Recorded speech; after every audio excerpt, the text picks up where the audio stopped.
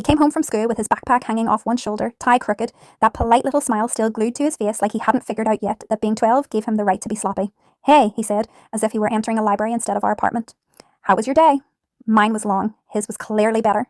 He followed me into the kitchen, buzzing. Not the annoying kind, just barely containing himself.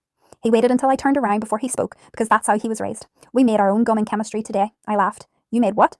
"Gum," he repeated, proud. He unzipped his backpack and carefully took out a small plastic package, clear and crinkly. Inside were uneven little squares, pastel-coloured. We could choose flavours. There was mint, cola, strawberry, even chili. "Chili gum," I said. "That sounds like a prank." He grinned. "I chose blueberry." "Of course he did." He went on, explaining everything with serious enthusiasm, how they mix things, how it stretched, how the teacher kept saying process like it was sacred. Then his voice dropped slightly, like he was confessing a crime. "But we're not allowed to eat it until tomorrow," he said. "Chemical process or something." He said it needs time. "And you'll wait," I said, already knowing the answer. "Yes," he said immediately. Too immediately. Then, softer. "Of course."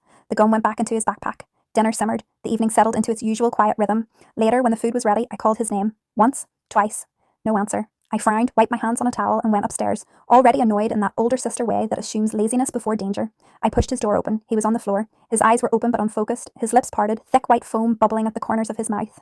It moved when he breathed, too slow, too wrong. One hand was curled near his chest. Beside him lay the plastic gum package, half empty. For one stupid frozen second, my brain tried to argue. Maybe it's a prank. Maybe it's drool. Maybe. Then I screamed his name. I dropped to my knees, shaking him, the smell hitting me, sweet and chemical and wrong. "Blueberry," I realised distantly. My hand slipped on the foam as I tried to wipe it away, like that would fix anything. "You were supposed to wait," I whispered uselessly. "You always wait." His mouth twitched, just barely, and a fresh bubble of foam spilled out. My hands fumbled for my phone. My heart pounded so loud it felt like it might drown him out. And in the doorway the house stood perfectly still, holding its breath, while I begged the world not to punish a boy for believing rules were enough to keep him safe.